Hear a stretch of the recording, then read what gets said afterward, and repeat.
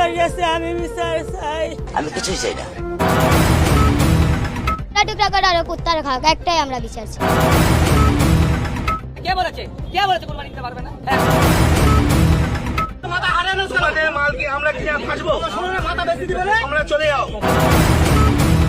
শুভেন্দু অধিকারী কালকে বলেছে যে ধর্মনিরপেক্ষতা বা নাস্তিকতা কোনো জায়গা নেই, ভারতবর্ষ হিন্দুস্তান হিন্দুদের দেশ। দেখুন, শুভেন্দু অধিকারীদের কথা যত কম বলবে তত ভালো।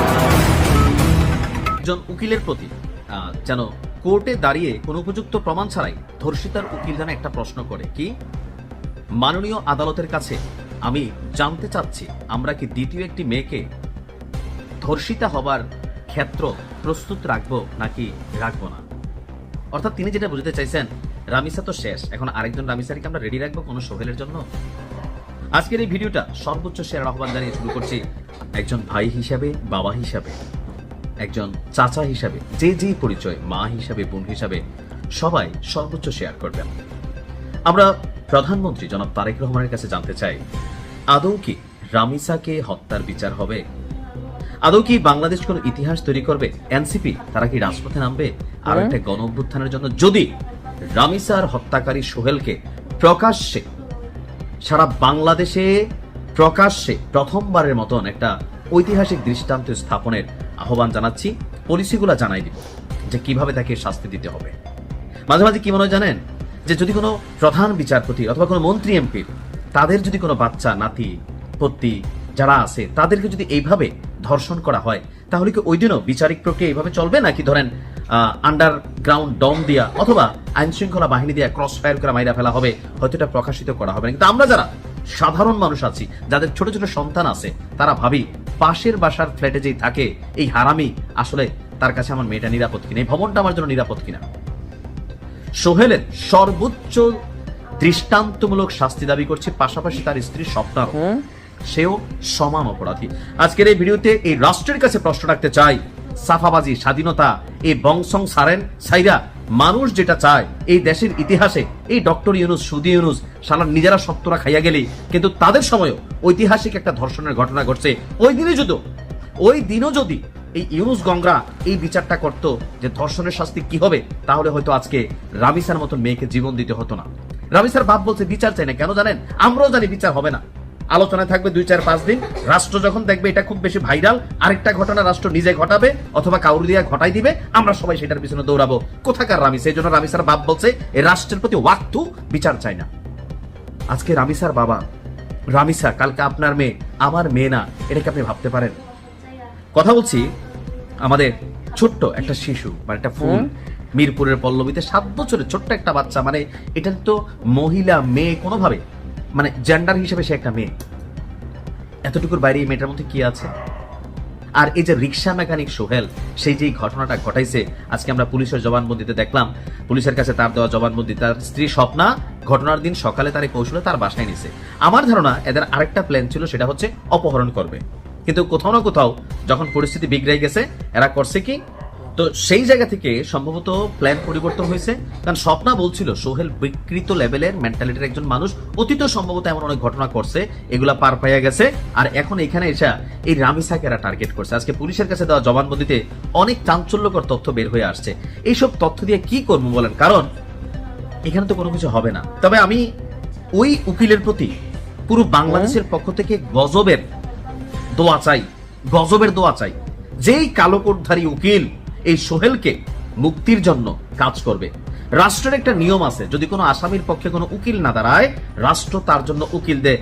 আমরা গুলিমারি রাষ্ট্রের এমন নীতি নির্ধারণী সিস্টেমের প্রতি আমরা চাই এটারও সংশোধন হোক। কোন সেই উকিল যে টাকার জন্য সোহেল রানার পক্ষে দাঁড়াবে? অনেক উকিল আছে, আর দিন শেষে কেউ না দাঁড়াইলে রাষ্ট্র দাঁড়া করা দিবে। রাষ্ট্রের আইন জনগণের জন্য, জনগণের আইনকে প্রত্যাখ্যান করে। প্রধান বিচারপতি, যারা আইন প্রণেতা আছেন, যারা এই রাষ্ট্রের কলাকুশলী আছেন, আপনাদের কাছে জানতে চাই, এই ঘটনাগুলোকে আপনারা কি পলিটিক্যাল পয়েন্ট অফ ভিউতে দেখেন নাকি আসলে মানবিক দৃষ্টিতে দেখেন?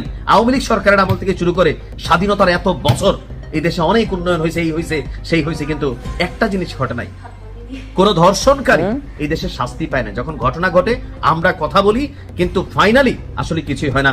তবে আমি একটা আহ্বান জানাতে চাই, যদি রামিসা হত্যার দৃষ্টান্তমূলক বিচার না হয়, সারা বাংলাদেশের কন্টেন্ট ক্রিয়েটাররা আমরা আমাদের জায়গা থেকে এটা নিয়ে কিন্তু ভাই খেলবো।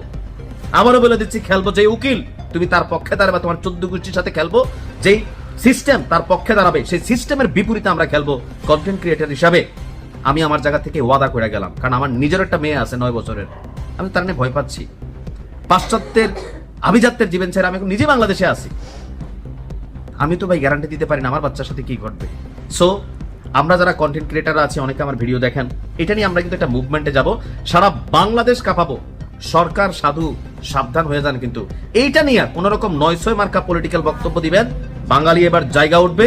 কারণ রামিসার পর টার্গেটকে আজকে এই সোহেল রিক্সা মেকানিক, হাজার সোহেল আমার আপনার আশেপাশে ঘাপটি মেরা বসে আছে ভদ্রলোকের বেশে, হাজারো স্বপ্ন রামিসার মায়ের সাথে পাশের বাসার ভাবি হিসাবে পরিচয়, আপনি বিশ্বাস করতেছেন পাশের বাসায় যাচ্ছে, এখন না যাইও কি পারবে?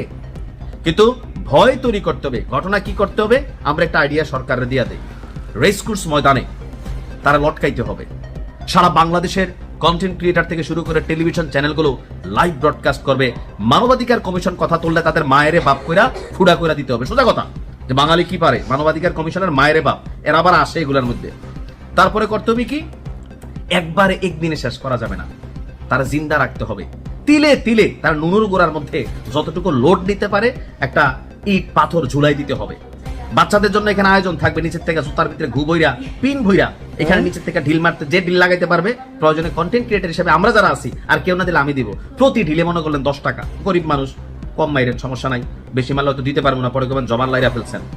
এরপরে তারা মনে করলেন যে এরকম বাইধা রাখবে, সারা বাংলাদেশ দেখবে, সে পানি করবে, আমরা পানি দিব না, কাউ আসবে, চিল আসবে, ঠোকর দিবে, তারপর তার নুনুর গোড়ার মধ্যে নাগা মরিচের পেস্ট করে একটু একটু করে আমরা লাগাই দিব, সে চিল্লাবে আর আমরা সেখানে হাততালি দিব। সারা বাংলাদেশে যে লুকায়িত সোহেলগুলো আছে, রিক্সা মেকানিক, আর যেই মেকানিক হোক, যেই বেশে হোক, অনেক ভদ্রলোক এই কাজ করে, তারা দেখবে দিনের যতক্ষণ তার দম না যায়, প্রতিদিন তার নুনুর গোড়াতে নাগা মরিচ পেস্ট দিতে হবে। এটা যদি এই বাংলাদেশে একবার করতে পারে, এটা গুলি করবেন, মরে যাবো না ভাই, তার মৃত্যু এত সহজেই দেশ হইতে দিবে না। এটা ব্রডকাস্ট হইতে থাকবে, তারপর ড্রোনের মধ্যে লাগাইয়া তার কাছে মাইক পাঠানো হবে, সোহেল কেমন লাগছে, রাগ করলা? ওই দিন সোহেলের অনুভূতি কি, এটা আমার দেখার খুব ইচ্ছা। রাষ্ট্রের মধ্যে যত সোহেলরা আছে, আগামীতে বা অনেকের মনে এরকম ধান্দা আছে, পলিসি প্ল্যান, আজকে যখন আমি ভিডিওটা করছি, হয়তো আরো একটা রামিসার জন্য আরেকটা প্রেক্ষাপট তৈরি হচ্ছে। কে সেই রামিসা? সেটা কি আমার মেয়ে, আপনার মেয়ে, আপনার বোন?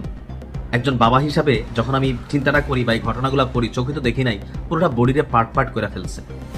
সো সোহেলদের মৃত্যু ফাঁসিতে অথবা গুলিতে, ক্রস ফায়ারও আমি চাই না। আমি চাই, আমি যেটা বলছি, প্রয়োজনে আরো যাদের কাছে আইডিয়া আছে, হ্যাঁ, মানে এরকম ভাবে জীবন শেষ করানোর জন্য, তো আপনারা দিতে পারেন। আমি আবার জানি